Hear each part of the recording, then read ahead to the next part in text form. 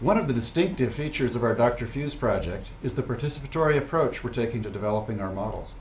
This video is designed to give you a little background on the motivation for our participatory approach and an overview of the ways in which collaboration with people from outside of our university will help shape our research and modeling efforts.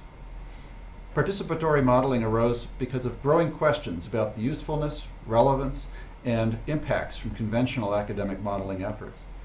Particularly when models are trying to represent how complex systems work, publicly available data and information can be limited, and it can be very helpful to incorporate the insights and experiences of real-world actors. Interacting with actual decision makers can also ensure that solutions and recommendations are practical and usable. As a result, there are two complementary goals that a participatory approach should help achieve. First, we want to benefit from the experience and insights of our stakeholders to improve the accuracy and realism of our models. This includes identifying features of the world we might have overlooked, but also attention to the opportunities and constraints faced by real-world decision makers. A second goal is to ensure that our work is useful and impactful. By involving people who might be the eventual users in the design of our models, we can ensure that a wider community of actors are familiar with the project. We can also ensure that any tools we produce are practical and easy to use. Our team has proposed to develop a model to simulate the effects of deglobalization on food, energy, and water systems in a 5-state region. Just looking at this figure, you can tell there are a lot of moving parts in this model, and the work is going to be very complex. This more simple graphic highlights the various activities that we'll be taking over the next 3 years on this project.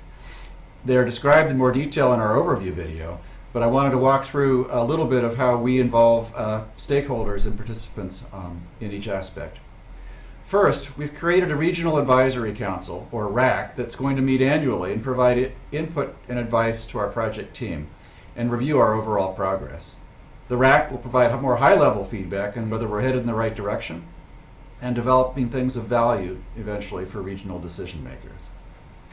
Second, we are establishing participatory modeling teams, we call them PMATs, to provide more in-depth feedback on various components of the overall project. PMATs will be smaller groups that will meet between the RAC meetings.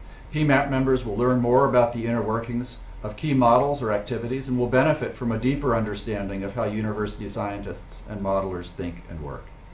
For example, we'll have a PMAT that will meet with the Regional Economic Modeling team to review the work and provide suggestions for ways to improve that model.